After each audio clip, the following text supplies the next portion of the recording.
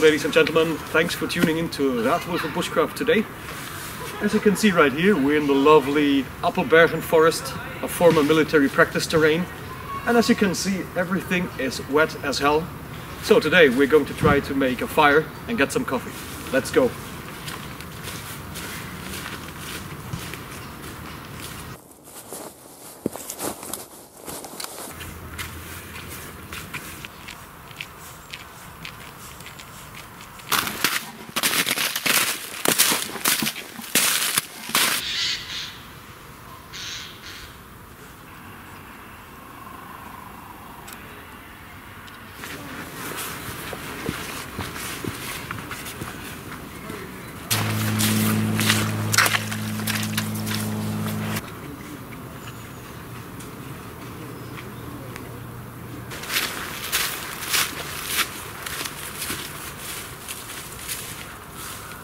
Birch tree.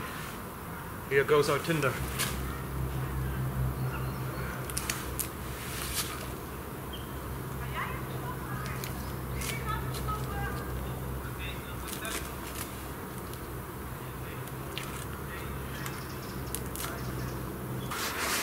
We collected some birch bark here, but it's soaking wet.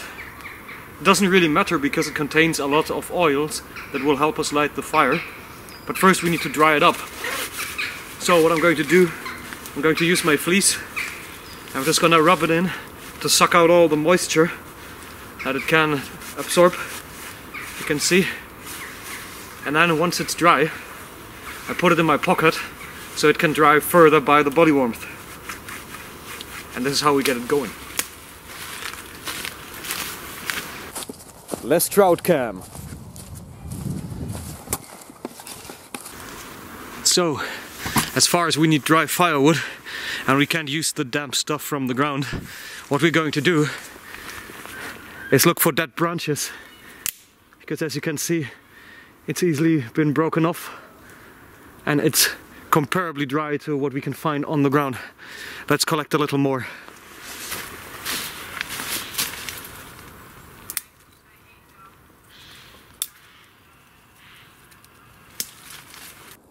This stuff here is ideal because we have that birch tree here, and if you take a look, it's pretty dry. Well, it's a little bit moldy, so I don't know whether we can use it, but this is exactly the stuff we're looking for. Also here, hear that sound? It means that from the inside it is pretty dry, and if we shave off all the outer bark and then we basically make it into feather sticks, this will help us start a fire.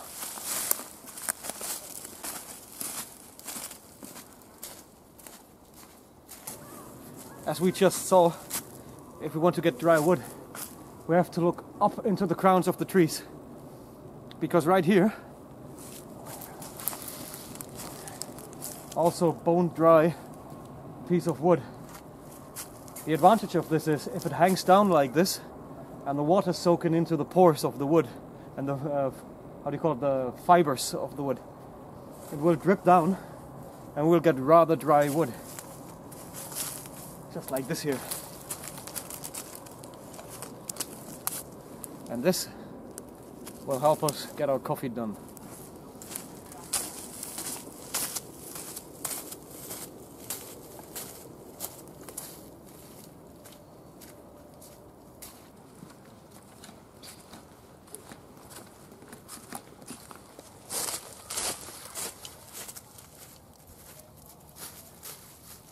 Okay, so for the gear that is going to be used, first of all, we have a Mura knife here from Sweden, companion heavy duty,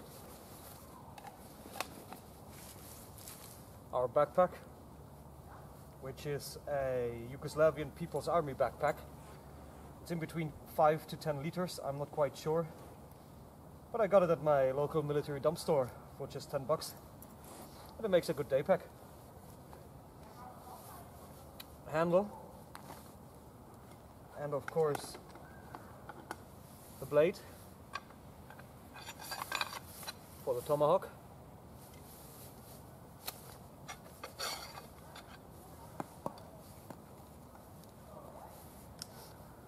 Akuksa. Italian mocha. Coffee. Bushbox hobo stove.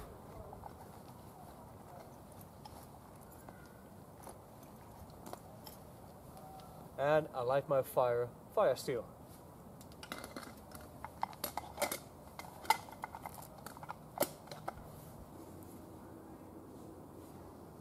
Oh yeah, fat wood. You can see here, this red color is all resin, so that burns really well. And if you get closer with the camera, just to see here, this is a dead conifer tree. I'm not quite sure which one, but conifers basically are trees with needles. And if you take a look inside here, everywhere where you find those dead branches, you are lucky sometimes if you just chop into that and you find fat wood, which is wood that contains resin.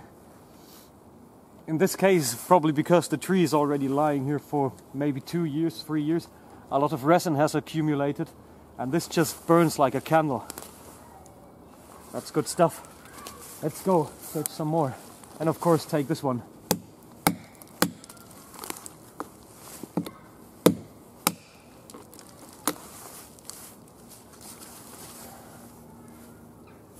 See the shine? Really nice. In order to get our fire started, we have to get our material off the wet ground. So I found this dead tree here that has been cut. And I'm going to clean it up, remove the ice. I don't know if you can see this, but it is all covered in ice. And then I will basically process our firewood, remove the bark from all the twigs. I'm also going to process our birch bark, which will help us to ignite the fire. Let's go.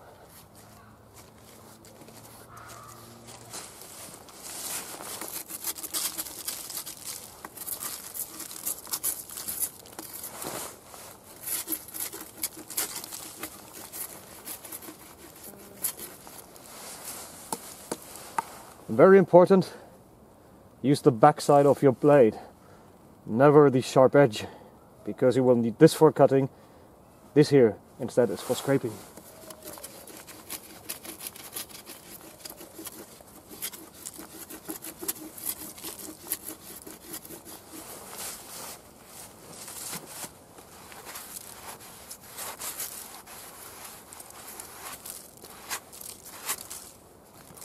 And we're good to go.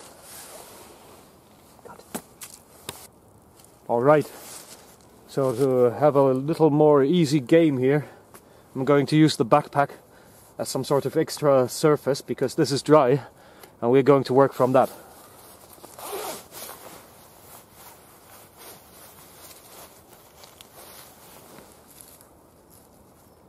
Our tinder material. And now we get to chopping up the wood.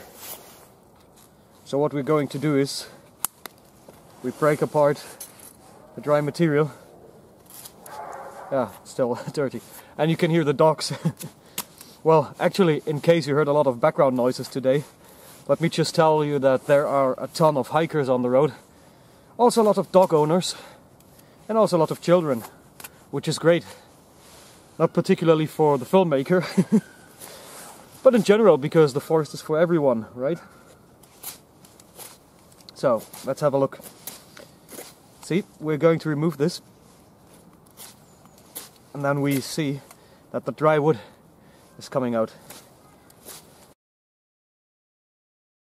If you want to check whether your firewood is dry, there's a simple trick to that. Just take it and you put it on top of your lip, or maybe underneath like this. And then you just feel, like for example here, I can feel the moisture, so I'm just gonna remove more material. Almost dry. As simple as that.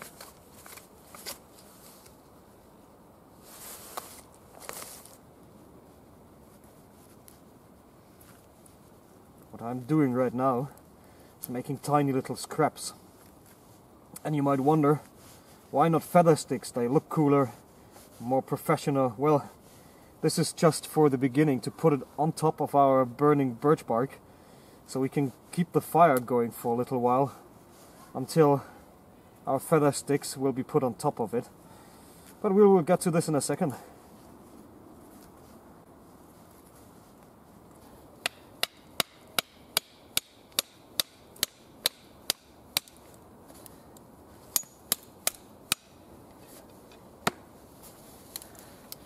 You can see right here, that's dry material, just what we need. So this is going to be battened up into smaller pieces.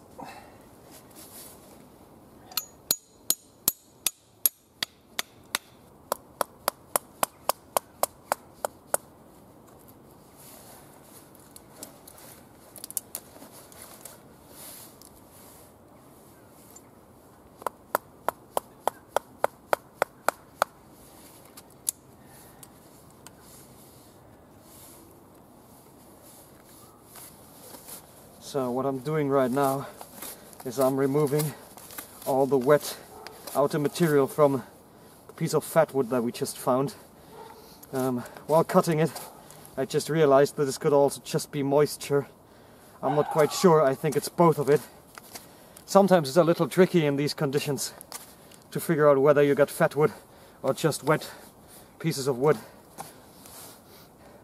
But from the smell, I think I can tell that it is containing resin.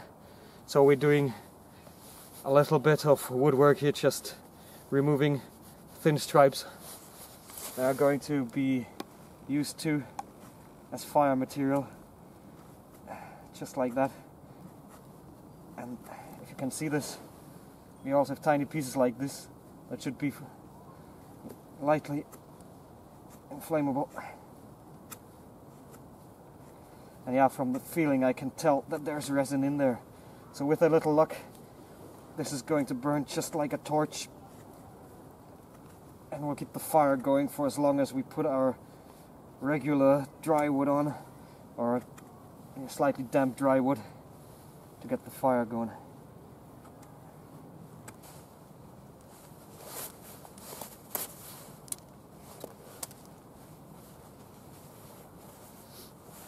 So what you can see right here, it's very beautiful fat wood. This all is resin. And the dogs are back. This will make an excellent fire starter.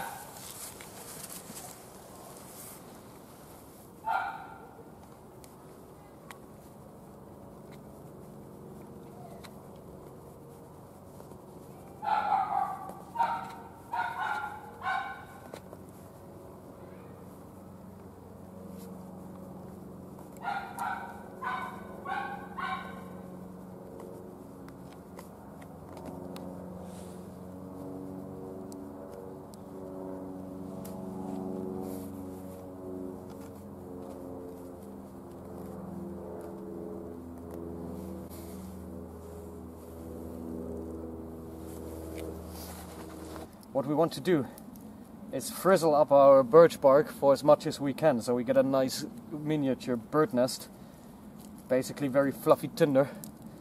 The resin and the oils in the birch bark should be enough to ignite that. What I'm also going to do is, as you can see, I'm putting it on the cloth from the hobo stove, from the bush box, just to keep it dry for now. Later on I will put this all on a piece of birch bark too, so that we have a layer and we can put it into our tiny little hobo stove. So, if you can see this, it's nice and frizzly. Also has been drying very well in my pocket, so this should be enough to get our fire going.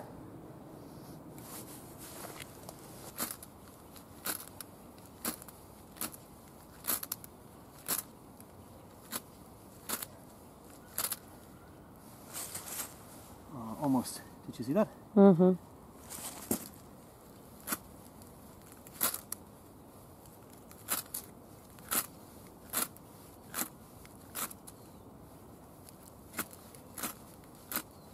Yeah, and we got fire. Now we have to move quickly.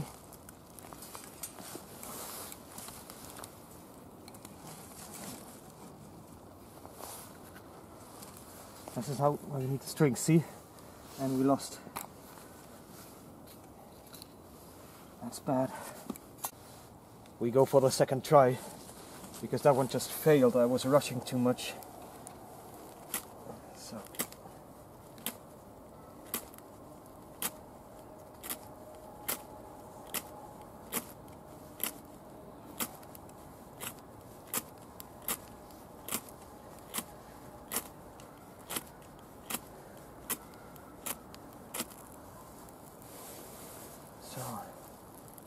Got the fire. Now we slowly. See? Keep building it.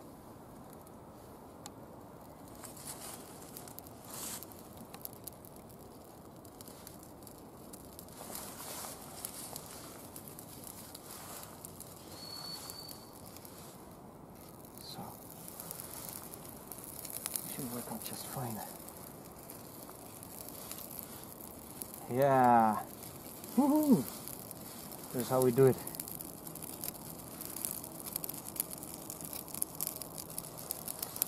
Hey, fire! Not to forget the fat wood now.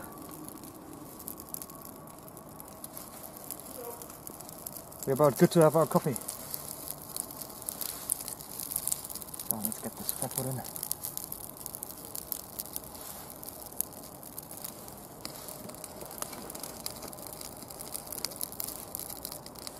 Haha, fire!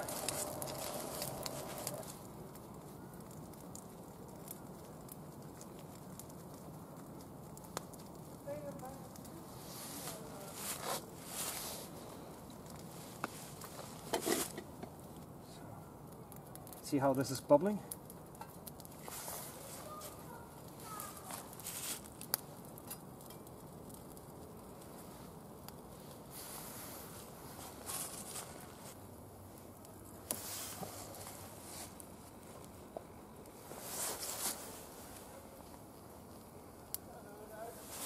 For me?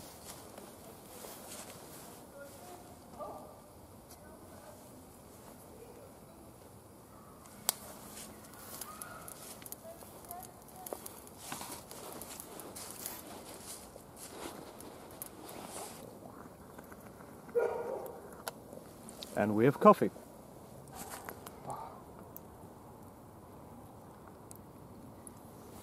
So, coffee.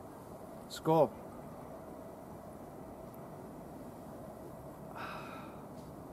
Nice. So, as far as we're packing up our stuff, very important, always, if you come closer, always use some water. Do you see that? It's still hot. There's still coals in there, and it doesn't look like much, especially not in these conditions if you take a look around.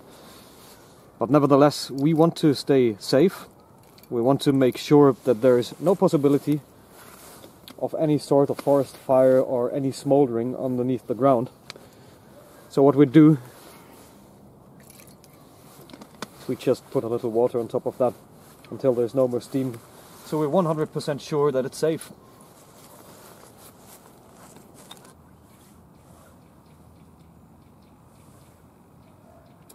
Okay guys, let's wrap it up from here.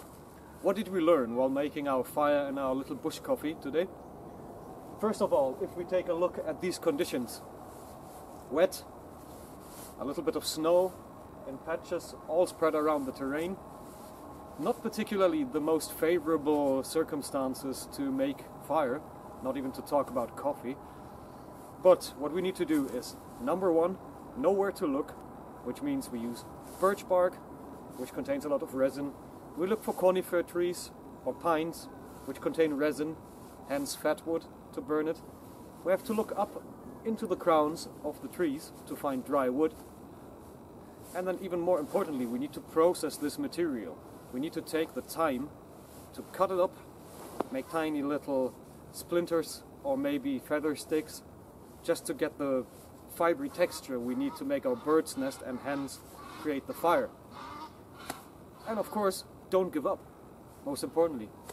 As you have seen in the video, there have been quite some fails. Happens. That's just how it is. So from here we wrap it up. If you like this video, click the subscribe button, maybe leave a comment, and we'll see each other next time. Ciao.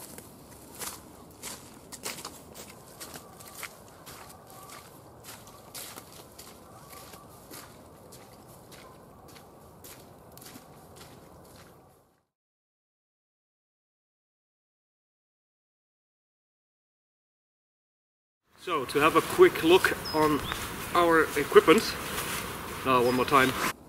Processing your material, doing the work, that's the whole thing. And here's a little doggy. Hey. Yeah. Oh, yeah, that's live television.